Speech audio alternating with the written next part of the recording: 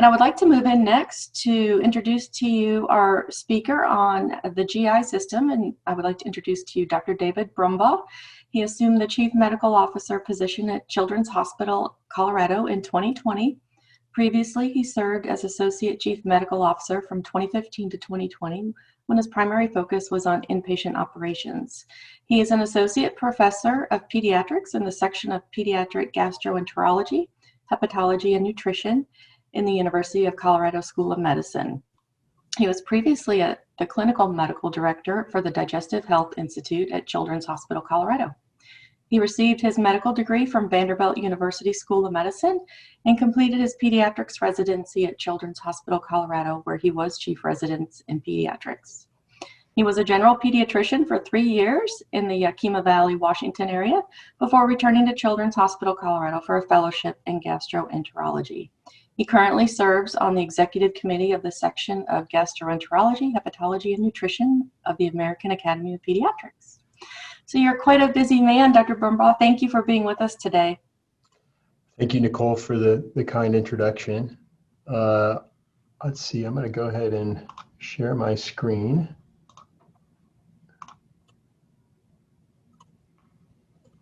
Okay, can you guys see that? Can you start your video? I can, I believe, here.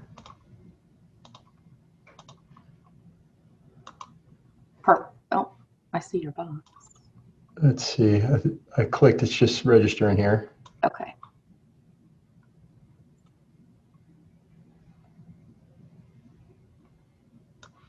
Excellent. Well, good afternoon, everybody.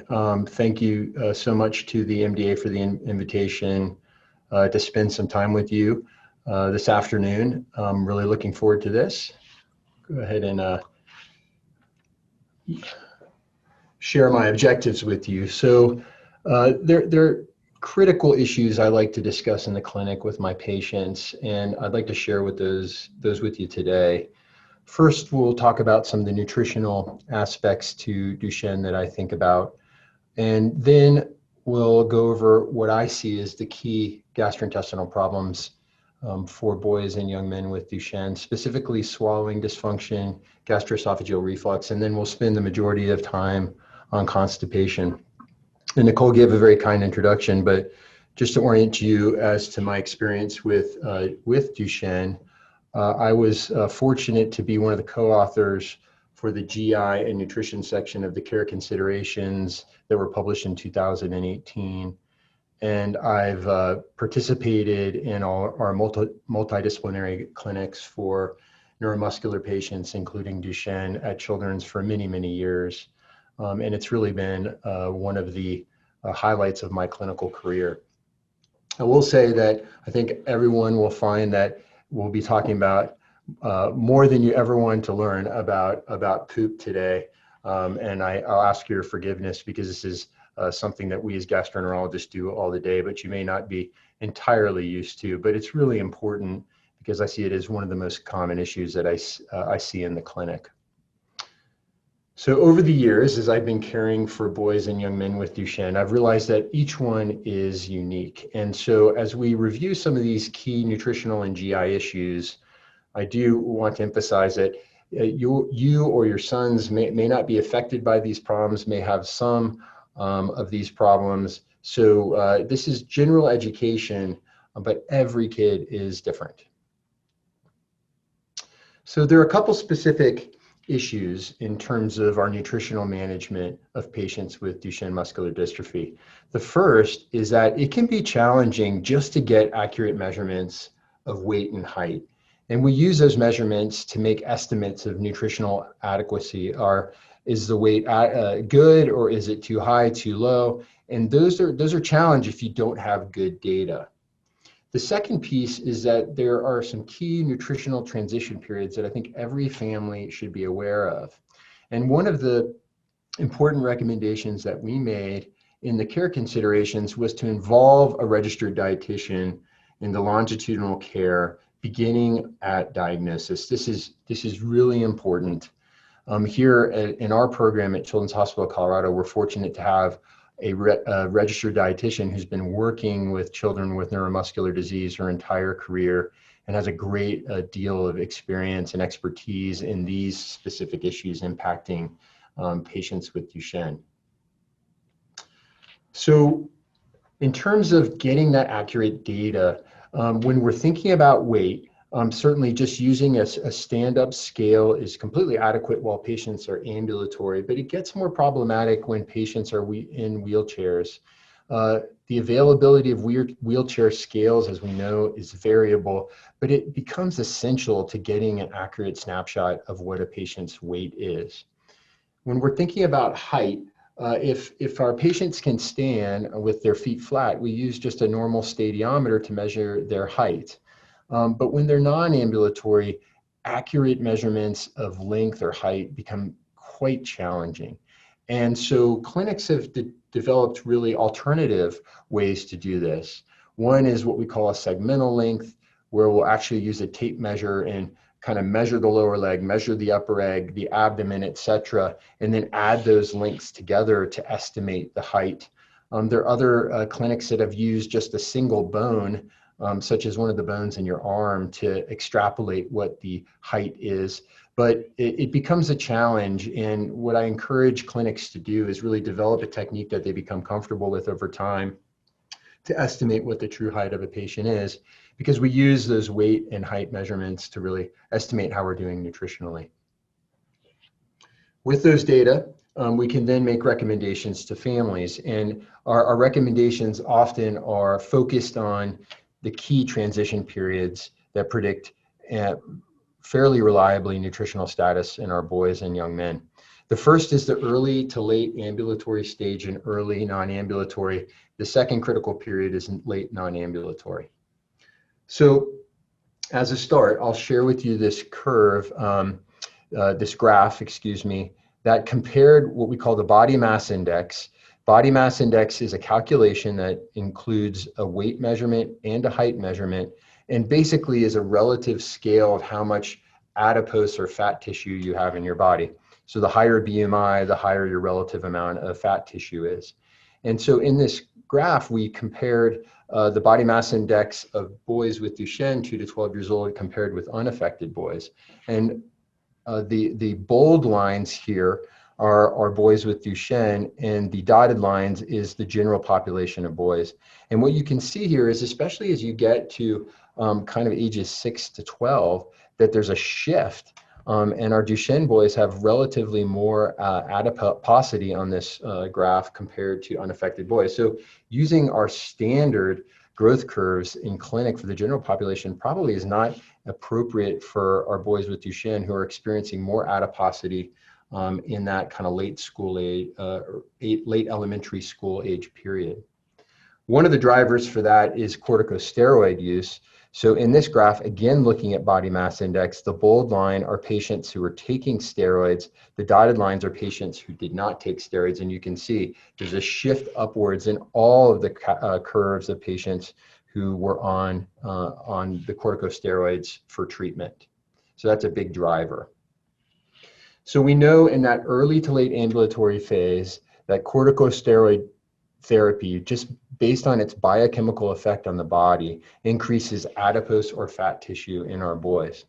But there's something else that happens. So in late ambulatory, as boys start to slow down, maybe spending less time on their feet, more time sitting, there's a concomitant decrease in energy expenditure. So less calories are burned associated with that declining ambulation. And that decrease in energy expenditure by the body, in combination with a normal caloric intake, so the kids don't slow down in terms of their appetite and their eating, does put patients at risk for rapid weight gain, overweight, and obesity in that time period 9 to 12. We're really paying a lot of attention to kids' weight in that period. And so our nutritional recommendations in the clinic to kids at that age are really kind of basic, good recommendations that we would give to any child, to focus on family-centered healthy eating, to really engage with your physical therapist to think about what are the physical activity options as kids' ambulation starts to slow down. We also look at caloric intake. Smaller portion sizes are recommended, less sugary drinks, soda and juice, which are really what we call empty calories and high in just carbohydrates. More water to kind of fill the belly and lead kids to feel a little fuller. We also think about scheduling meals and snacks so our kids aren't grazing on food all day. And then less fast food, more fruits and vegetables. General standard recommendations are really helpful at this age. Things change dramatically in our older teenagers, young adults, in what we call mid to late non-ambulatory phase of Duchenne, because that's the onset of real challenges in swallowing and chewing, and also challenges with self-feeding. And sometimes heart and breathing issues just make it more of a struggle for our young men to get through a meal quickly. And so collectively, these problems then place patients at risk for inadequate energy intake. So the opposite problem that we were seeing earlier in life. And this can lead to weight loss and even malnutrition. So our recommendations in this age group is the opposite of what we recommended in that late ambulatory phase. We actually want to increase caloric intake. And some of that is through feeding strategies. So optimizing oral intake, creating support structures to help with feeding. Sometimes there's modification of food textures when swallowing is impacted. Drinking from a straw can help get calories down. Alternating bites of food and sips of water. These are some of the recommendations that sometimes we make in association with some of our swallowing experts. Raising the height of the eating surface to really facilitate self-feeding. We also try to pack in the high energy dense foods like dairy, olive oil, avocado, other foods that are easier to swallow like dips, smoothies, and shakes. You can also see at this age recommendations to supplement with different oral nutrition, commercially prepared supplements like Ensure, for example. This can augment oral intake, or in some young men, it can serve as a sole source of nutrition, depending on how they're doing with their swallowing. And prescriptions for those nutritional supplements can be managed by a pediatrician or by the neuromuscular team. And I really see this as a preserving what I would consider the social and the enjoyable parts of eating for our guys. So that it's an enjoyable experience. They're continuing to explore different foods that they like, but not feeling a tremendous amount of pressure to have a certain number of calories, not feeling pressure to stay at the table twice as long as the rest of their family just to get enough in, because that can be a real impact on quality of life. So how can we supplement good positive oral intake with different types of strategies, including shakes, using a straw for shakes, or even a discussion around gastrostomy tubes. And I really encourage our teams to have this conversation early with families. If weight loss is persisting despite some of these interventions, it's a good topic to discuss. And gastrostomy tubes should not be considered failures of therapy or steps backwards. It's part of the normal life course for certain guys with Duchenne, and it can really help with quality of life so they're not feeling that pressure to eat a certain amount. I always like to review what G-tubes look like because sometimes there is a concern with the procedure itself. It's not an overall complicated surgery. This is a skin level G-tube. It's anchored in the stomach with this fluid-filled balloon, and the portion that sits outside the body is just that little button that can get hooked up for feeds. You can swim with these, you can bathe with these. But the reason why having an early conversation is important is because really when it is appropriate, we'd like to place these when the risk of general anesthesia is less. So if there is advanced heart or lung problems, that can complicate general anesthesia. So an early discussion about gastrostomy tubes, if we're struggling to keep weight on, is advisable. So now that we've moved through some of the key nutritional questions, I'd like to move on to some of the common gastrointestinal problems that we see in our boys and young men with Duchenne. And this is really where my focus is in clinic. So we'll talk about swallowing dysfunction, gastroesophageal reflux, and constipation and bowel management. So swallowing is really actually a very complicated process, believe it or not. So first you have to chew the food, and then you have to move the bolus of food from the mouth back to the back of the throat. And then eventually that food bolus has to be swallowed down into the esophagus. A complex series of movements that requires a skeletal muscle function. So this is the same types of muscle fibers that exist in our arms and legs actually control our swallowing function. And the whole time we swallow, we also have to protect our airway from food or liquid going down. So swallowing dysfunction is a universal problem in Duchenne beginning in adolescence. Even if our guys are not complaining of problems, even if you're not observing problems, when these patients are studied, we can detect challenges.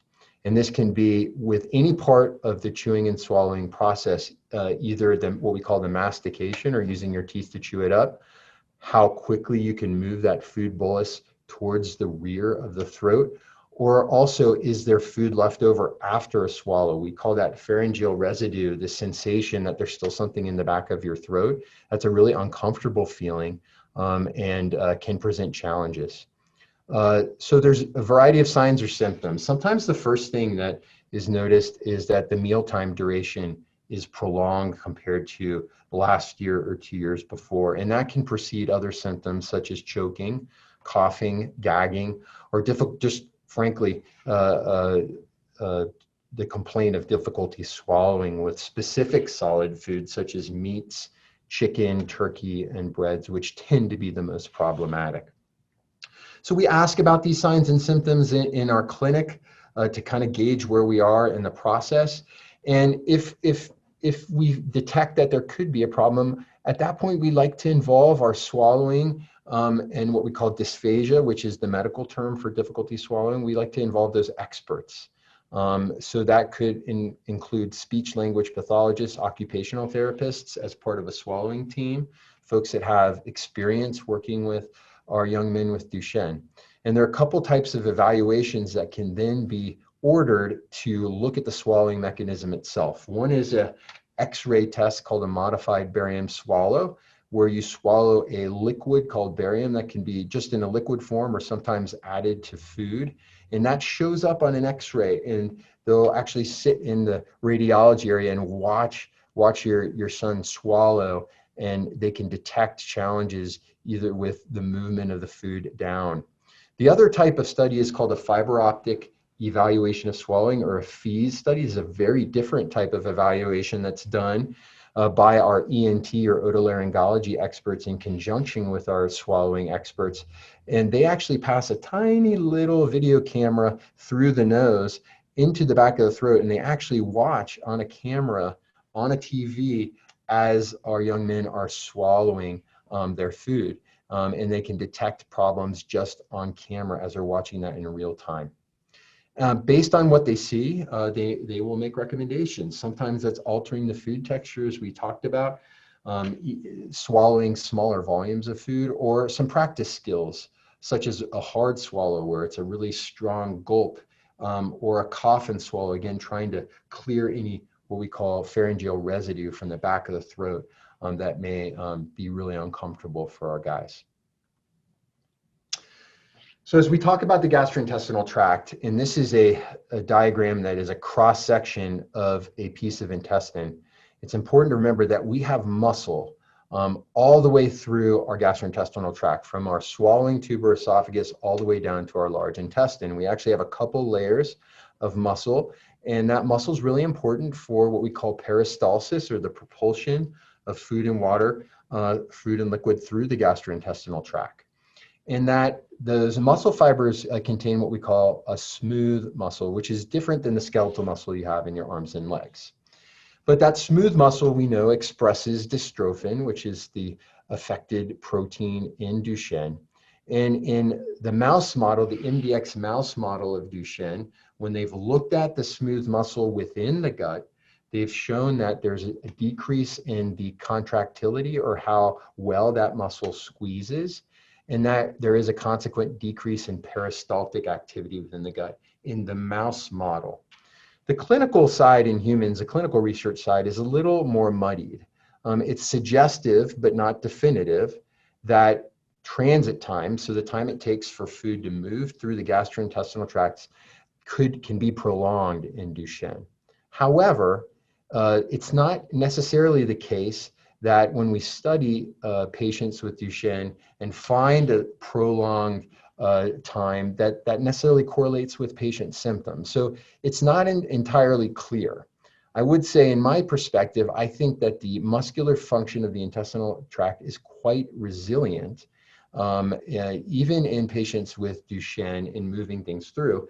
And when we worry about true dysmotility or poor function, that tends to be in our older young adults as we're getting into the mid to late 20s, that we start to really be concerned about what we call dysmotility, or really poor forward function, if you will, of the gut. One of the potential symptoms that we can see are complaints of gastroesophageal reflux or heartburn. We don't know how prevalent this is in our patients with Duchenne. It's likely more common when non-ambulatory, and there's several reasons for that. And there are risks for gastroesophageal reflux specific to Duchenne, such as scoliosis, the presence of obesity, the presence of constipation, or finally, if we're in our young adult population and we really are worried that the stomach, for instance, which is the gastric emptying time. So if your stomach is emptying more slowly, that's going to predispose you potentially to fluid and even food coming up from the stomach. In my experience, if there's symptoms of heartburn, those are generally well controlled with straightforward acid suppression medications. So there's two major groups.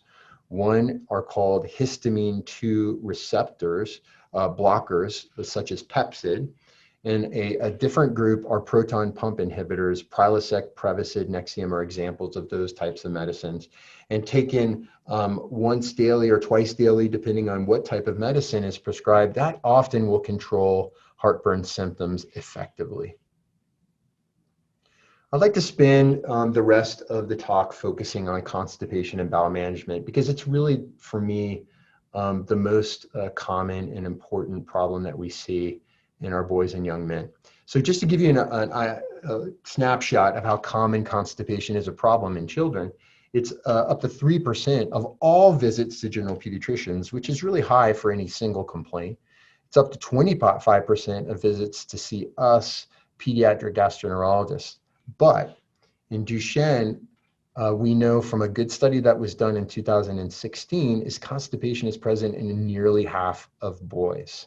So let's talk a little bit more about that study that was done at Cincinnati Children's looking at their Duchenne pediatric population.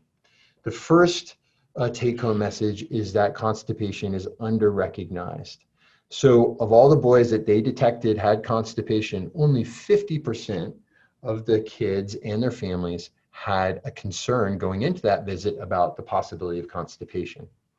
Now, constipation also is not easily diagnosed on a provider examination, especially if, depending on the situation, some of our boys and young men aren't very comfortable lying flat on an exam table, so you may not get a great exam of the belly. So that can be a challenge. And they also found in this study that our typical screening questions that we might use in our pediatrics clinics for constipation were really not sufficient to make the diagnosis. So how often do you go to the bathroom and are stools hard? Those, if you get just run-of-the-mill answers to those, you still may miss the diagnosis. So I actually, in my clinics, and this is true for gastroenterology in general, like to use very specific kind of communication tools so we are sure we're speaking the same language. So there's a well-studied stool chart called the Bristol stool chart out of England that actually uses physical and even food-based descriptions of what the stool looks like. And you can actually show this to the family. They can give you some feedback. So you're speaking a common understanding about what's going on. And if you're kind of in the type 1 to 3 category of stools regularly, that can indicate that the stools are getting too dehydrated and that constipation may be present. I also I like to ask more questions. than just the standard run-of-the-mill constipation question. So I ask about straining, and how long does the whole process take to have a bowel movement? Is there bloating that's occurring regularly? Sometimes our kids and families won't necessarily associate the presence of bloating with constipation. Do you have to rush to the restroom? Suggesting an urgency that can be associated with constipation. Is there pain associated with the bowel movement? Is it just very frankly, are you clogging the toilet regularly? That can indicate large caliber stools that can also indicate constipation.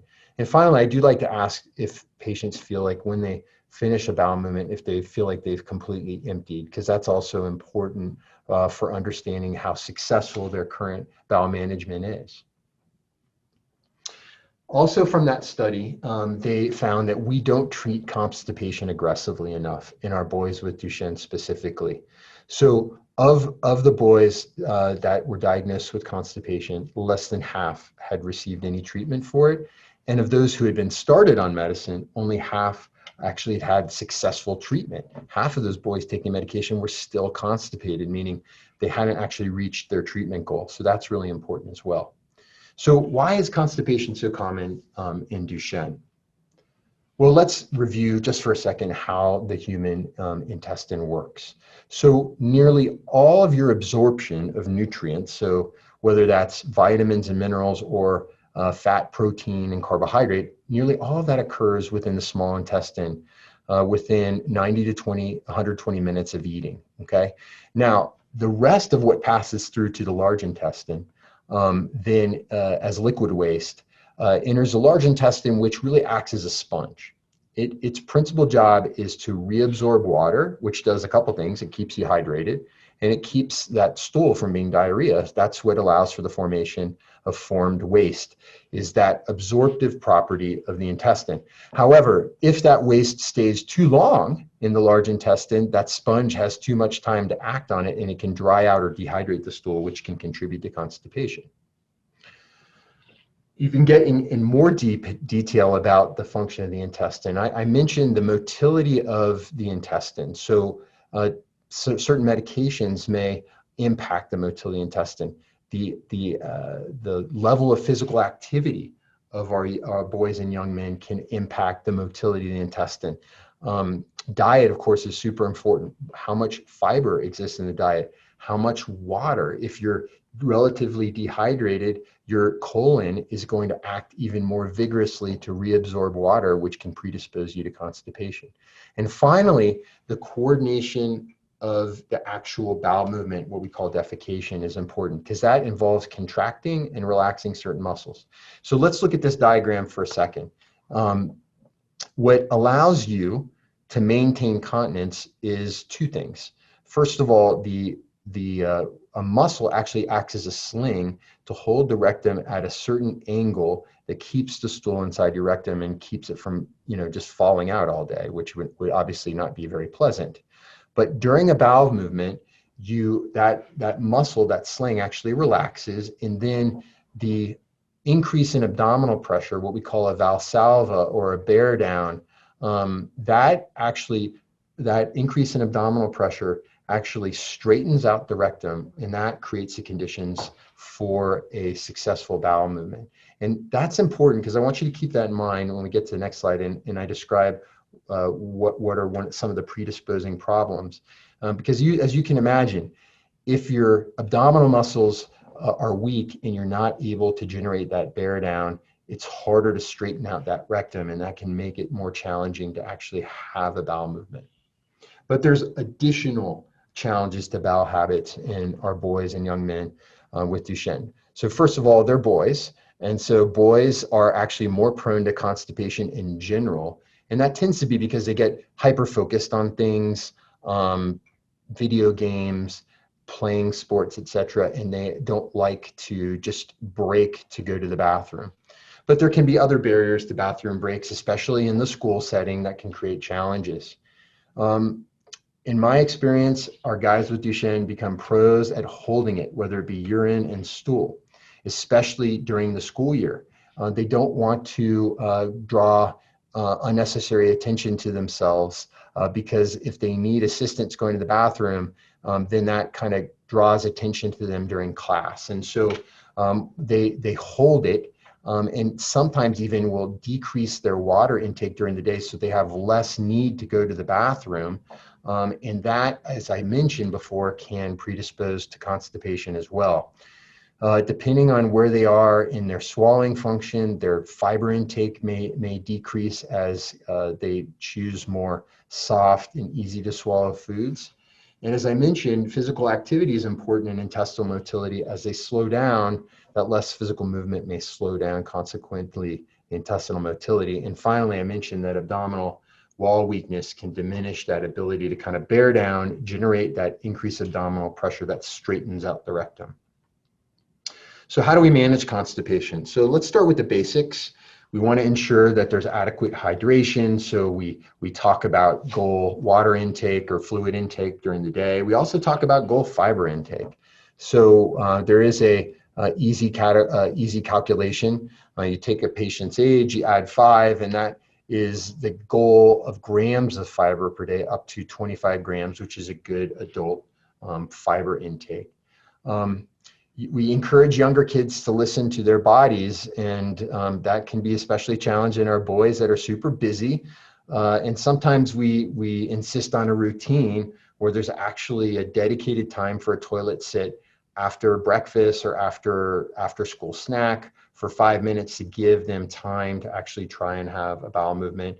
We support their position on the toilet when they're younger and make sure their legs aren't dangling off. So we use a small little bench, help support their feet, and then just keeping track of how often he's going, and knowing that, because as our boys become independent using the bowel movement while they're ambulatory, sometimes we lose track of it, and then we're not exactly sure what's going on, and we want to ensure that the goal is achieved, which is that stools are soft and that there's minimal straining.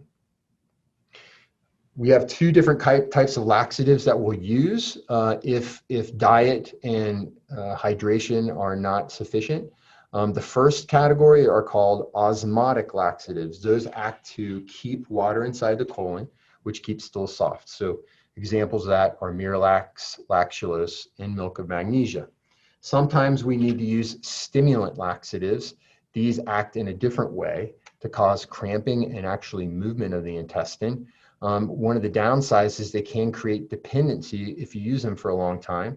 Dulcolax and Senna are examples of that type of laxative. So typically in my practice, I start with an osmotic laxative such as Miralax, and I encourage families to adjust the dose of that to achieve the desired goal, which is a soft, quick stool with minimal straining. Now, as we get to our older guys who really need help with transfer to the toilet, and things slow down, then we actually talk about what quick means, because that really becomes an issue of sometimes a 20 to 40 minute exercise for our guys. So we like to try and get an idea of how long that time frame is, to help them kind of understand what success is. Initially, I only use stimulant laxatives, the Senna and the Dulcolax, for kind of rescue treatment if someone hasn't gone to the bathroom in 2 or 3 days. Why is this important? Well, chronic constipation can have long-term effects on the bowel that can really impact our young men with Duchenne. So on the left is a contrast radiograph of a normal appearing colon. It's small in size, if you will, small in caliber, which is how we want it, because that preserves the muscular function of the intestine all the way down. In contrast, on the right-hand side is a super stretched out rectum after a chronic constipation. Okay, you can see that's 7 or 8 times the normal size of a healthy intestine. And what happens is when the wall of the intestine gets stretched out like that, the muscular function is impaired. Okay, so if you add that on top of already a compromised smooth muscle in the setting of Duchenne, you can have a real setup for really poor or non-functional bowel. So that's why it's really important to address constipation early in life so you don't have this kind of stretched out colon phenomenon later in life, because those are the young men that really struggle with their bowel habits, because they've had chronically undertreated constipation their whole life. Now, when simple measures aren't working, we sometimes have to escalate. In my work with our young adults, especially in our multidisciplinary Duchenne clinic, these are often the guys I'm focused on. So simple measures: hydration, fiber, toileting routine, osmotic laxatives such as Miralax. If we're still not having success, we have to step up our game. So we then have additional options. We can use daily stimulant laxatives like Dulcolax and Cinna. I mentioned that they're habituating, or they can cause dependency, but that's okay. If they're working and you're gaining a good solid routine out of that, then we stick with it. Sometimes we have to use directly acting agents in the form of suppositories. There's a couple forms of that, glycerin and Dulcolax, or even sometimes we need daily enemas to lead to a successful result of complete emptying. So it's kind of like a step up approach, if you will. If we're not achieving success, we go to the next kind of more intensive plan. I've had a couple of patients that have struggled despite all of these aggressive steps with chronic bloating, really, I would say prolonged bowel regimens and non-satisfying experiences with those bowel regimens. And some of my young adult patients, we've had to go all the way to something called intestinal diversion, where you actually create an ostomy at the end of the small bowel. That seems extreme, but in those patients, it's led to a dramatic increase in their quality of life. So if the colon has really got to that place where it's just not functioning, despite all of our efforts, there are some surgical alternatives to improving quality of life. And I've only had to use it on a handful of our patients over the years. And all of those had chronic constipation dating back to their first decade of life. So that's why it's so important to treat early. Routine is really important. When you're non-ambulatory and you need physical support to get to the toilet, you need to get transferred out. The availability of that physical support is really important. That can be family members or other caregivers, but we know that availability can depend on school and work schedules. So I ask very detailed questions about that to my patients. What does that process look like? What does that schedule look like in your house, so I can understand it? Because whatever I come up with as an approach or suggest as an approach really needs to work in the context of what's going on in that house, what's going on in that family. Sometimes those direct acting stimulants, such as suppositories and enemas, because they work quickly, can be effective and work well with families that need to be on a relatively tight schedule, because it can generate relatively quickly results for our patients. So I get into a lot of detail about these processes because it's really important to understand what's happening at home and to know how I can best help. Last, there are upstream consequences of constipation. So you can think of it as a traffic jam in the intestine. As the traffic backs up, upstream of that, the stomach may be compromised in terms of its emptying. If the stomach senses that the colon is blocked downstream, it's going to slow down. So you can have upstream symptoms like feeling full early during a meal, or bloating, or even heartburn. So when I hear about those symptoms, I actually start low down in the intestine and focus on the bowel routine before I address the upper tract symptoms, because I sometimes find if I can really treat constipation well, those symptoms do go away. So I'll leave you with my take-home messages around constipation specifically. It's super common. Half of boys with Duchenne are affected. We are not recognizing it well as providers. So we need to be talking about this. We need to be asking the right questions more comprehensively than we do in the general population. It definitely impacts quality of life in a negative way. And in our young men, sometimes the whole bowel routine can dominate the day if it's not effective. Management of constipation early in life can prevent long-term changes to the colon. So really addressing this early is so important. The treatment of constipation includes dietary, behavioral, and also laxative approaches. And if those are failing to be successful, gastroenterologists like myself can work with you and with your team to help if those simple approaches are not working. So thank you so much for your attention. I am going to stop sharing, and I'm happy to answer any questions.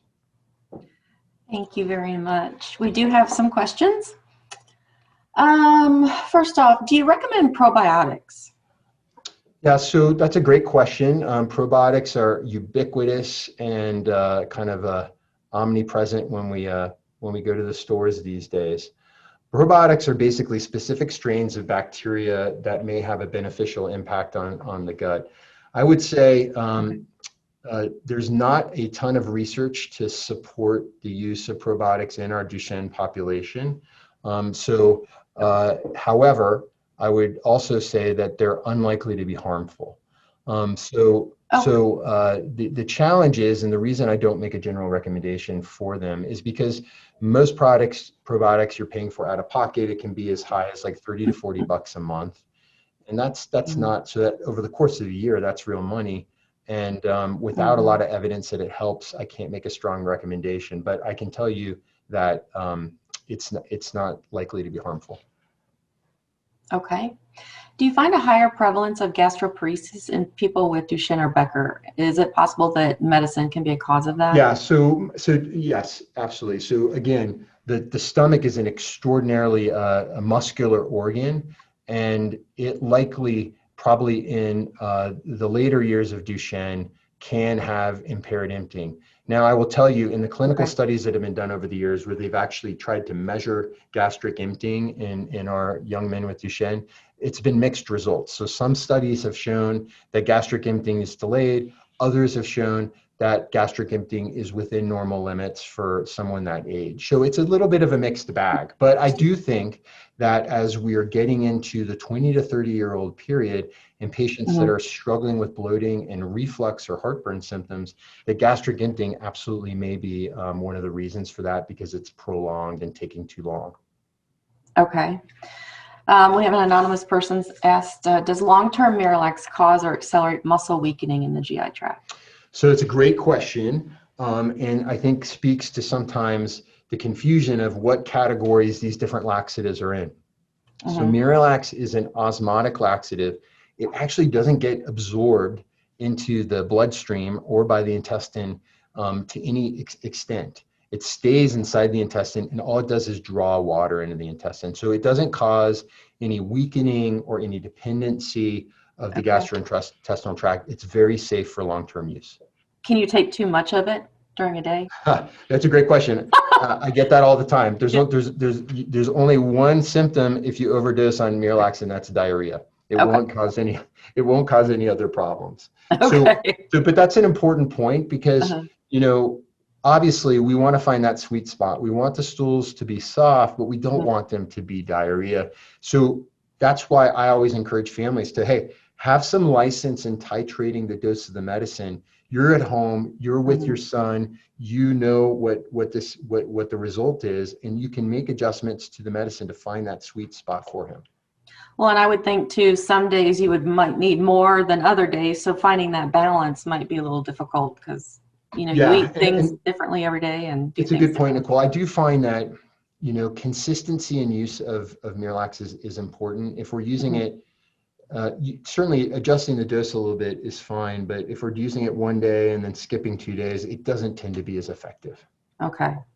How big of a problem can hemorrhoids become, and what are treatment options for them? Yeah, it's a good question. Hemorrhoids can be problematic, especially because even if you're not constipated, if you're sitting on the toilet for an extended period of time, just because of that downward pressure on the veins that can are working against that return of blood. And as you're generating that abdominal pressure that works against that blood flow return from the veins, that can predispose to hemorrhoids. So that is an issue. So what I try to do when hemorrhoids are a problem is I really try and focus on two things. I need to make the stools as soft as possible, and I need to try and get that toilet sit time down. I need to shrink that time that it's taking. So I focus my approach on that to try and reduce that amount of time, because the shorter time that you are sitting on the toilet or sitting in a sling or a harness, then the less likely you are going to have problematic hemorrhoids. Okay, perfect. Melissa's wanting to know, do we know if impaired muscular function in the rectum suffers the same or similar muscle cell breakdown in the larger muscle groups like the calves? Do we also see the failure to regenerate? It's a really good question. We don't have as much information about the smooth muscle function within the intestinal tract and what happens to it.